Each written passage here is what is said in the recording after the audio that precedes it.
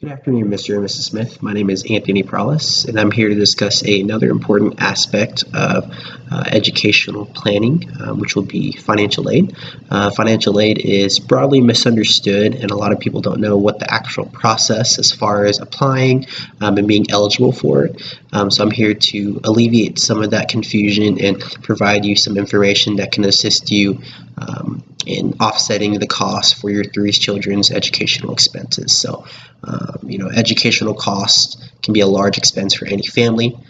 Planning adequately can alleviate a lot of the stress on those families, but sometimes, in the event that we're not actually prepared or we haven't put away the necessary funds to offset those costs, an important tool that we can leverage is financial aid, which can assist in paying off the actual educational costs that the students may be incurring at that time. And there are a variety of different types of aids and processes that can assist us in making this all a lot easier in paying for those higher level educational bills. So what actually is financial aid? Well, of course, it's an important tool in allowing families to pay for their children's education. Most of the aid is actually administered through the Department of Education, with some aids actually being administered through the state or through the actual university itself. They typically come in two types, which would be grants or loans, which we'll discuss a little bit later.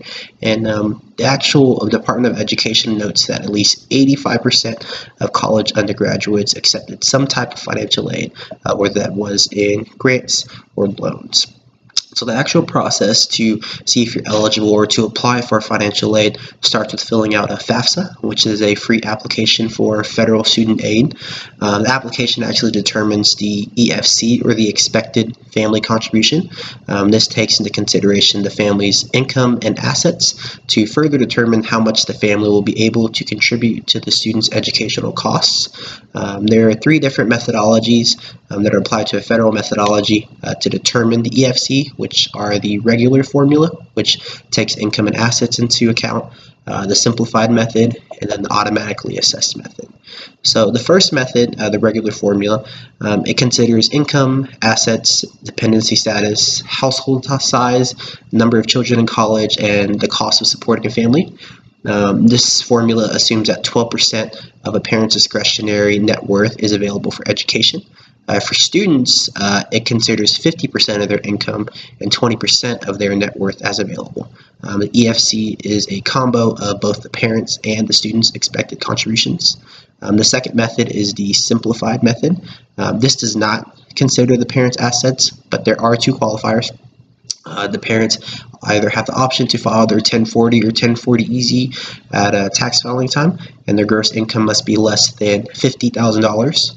Or when the student is not claimed as a dependent, the parents have the choice to file the 1040 or 1040EZ at tax time, and their gross income is still below that $50,000 threshold there. And then the third method that is used to calculate is the automatically assessed formula. So this calculates for when the EFC is 0, and this allows for the maximum amount of aid to be administered to the student.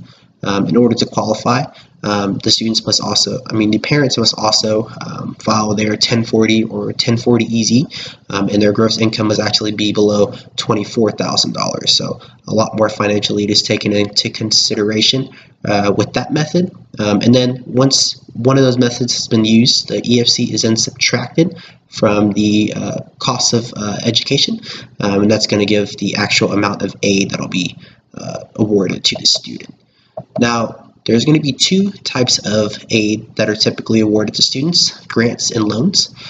So the first one, grants, are money provided to students that do not require repayment. And there are multiple types of grants that are available to students on a financial need basis. The first is going to be Pell Grants, and these are need-based grants for students who have not yet earned a degree, and it does not need to be paid back. The maximum amount in 2017 was $5,815 per year, and that's for the academic period of July 1st through July 31st. The second grant is the TEACH grant. This grant offers $4,000 to students annually who plan to teach in public or private school settings. They must complete their FAFSA and satisfy certain GPA requirements set along by both the Department of Education and the university. The next is the Academic Competitiveness Grant. This grants a student $750 in their first year and $1,300 in their second year of their post-secondary education. They must meet requirements that are set by their state, which comply with the rigorous secondary education standards. The next one is the SMART grant. This is available to third and fourth year undergraduate students, so juniors and seniors. For this one, they have to be Pell eligible. They must also be pursuing studies in the STEM field.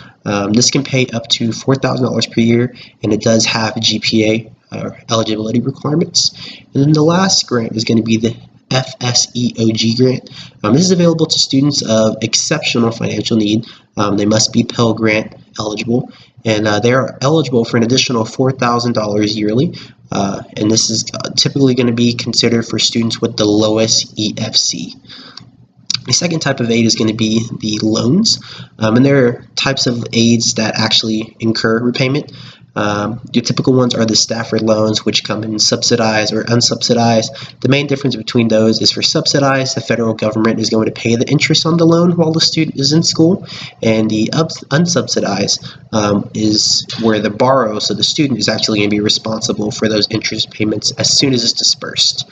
The next type of loan program is the Federal Perkins Loan Program. It's available to students with exceptional financial need. The loan is a low interest rate loan, and it's made available through the student's actual university financial aid office. Repayment begins after a 9-month grace period, with the Stafford loans beginning after a 6-month deferment period. Then the last type of loan that we'll be discussing are the Parents Plus loans. These loans are loans that parents actually take out on behalf of the student to pay for those college costs. These loans are not need-based, but they're actually based off of the parent's credit rating, so they're like your typical loan. These are available through the U.S. Department of Education, and the amounts on these are actually going to be calculated by the cost of education less any other financial aid that the student's already been awarded. So some key takeaways on financial aid are that it's a great tool if you're not prepared to offset the costs associated with a post-secondary education. There are two main types, grants and loans.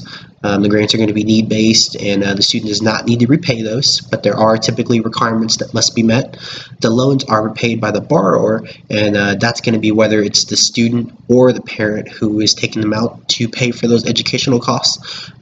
Just something to take into consideration is, given your financial situation and the estimated cost of attendance, you may be eligible for some of these, all of them, or none of them. But if there are eligibility criteria that you're not meeting, there are still other alternative payment methods or funding methods to offset your collegiate costs. So, thank you.